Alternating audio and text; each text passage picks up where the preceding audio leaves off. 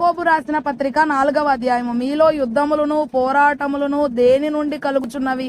మీ అవయవములలో పోరాడు మీ భోగేచ్ఛల నుండియే గదా.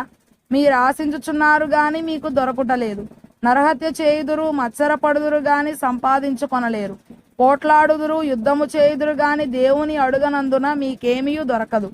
మీరు అడిగినను మీ భోగముల నిమిత్తము వినియోగించుటకై దురుద్దేశముతో అడుగుదురు గనుక మీకేమీ దొరకుటలేదు. వ్యభిచారిణులారా, ఈ లోక స్నేహము దేవునితో వైరమని మీరెరుగరా?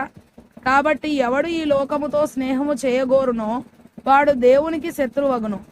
ఆయన మన యందు నివసింపజేసిన ఆత్మ మత్సరపడునంతగా అపేక్షించునా అను లేఖనము చెప్పున్నది వ్యర్థమని అనుకొనుచున్నారా? కాదు గాని ఆయన ఎక్కువ కృపనిచ్చును. అందుచేత దేవుడు అహంకారులను ఎదిరించి దీనులకు కృప అనుగ్రహించును అని లేఖనము చెప్పుచున్నది. కాబట్టి దేవునికి లోబడి ఉండుడి, అపవాదిని సాతాను ఎదిరించుడి, అప్పుడు వాడు మీ యొద్ద నుండి పారిపోవును. దేవుని యొద్దకు రండి, అప్పుడు ఆయన మీ యొద్దకు వచ్చును. పాపులారా, మీ చేతులను శుభ్రము చేసుకొనుడి, విమనస్కులారా, మీ హృదయములను పరిశుద్ధపరచుకొనుడి.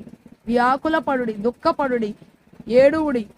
మీ నవ్వు దుఃఖమునకును మీ ఆనందము చింతకును మార్చుకొనుడి. ప్రభు దృష్టికి మిమ్మును మీరు తగ్గించుకొనుడి, అప్పుడు ఆయన మిమ్మును హెచ్చించును. సహోదరులారా, ఒకనికి విరోధముగా ఒకడు మాటలాడకుడి. తన సహోదరునికి విరోధముగా మాటలాడి తన సహోదరునికి తీర్పు తీర్చువాడు ధర్మశాస్త్రమునకు వ్యతిరేకముగా మాటలాడి ధర్మశాస్త్రమునకు తీర్పు తీర్చుచున్నాడు.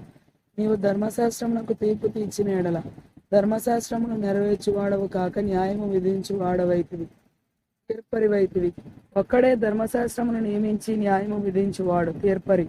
ఆయనే రక్షించుటకును నశింపజేయుటకును శక్తిమంతుడై ఉన్నాడు. పరునికి తీర్పు తీర్చుటకు నీవెవడవు? నేడైనను రేపైనను ఒకానొక పట్టణమునకు వెళ్ళి అక్కడ 1 సంవత్సరం ఉండి వ్యాపారము చేసి లాభము సంపాదించము రండని చెప్పుకొని వారలారా, రేపేమి సంభవించునో మీకు తెలియదు. మీ జీవం ఏపాటిది? మీరు కొంతసేపు కనబడి అంతలో మాయమైపోవు ఆవిరి వంటి వారే.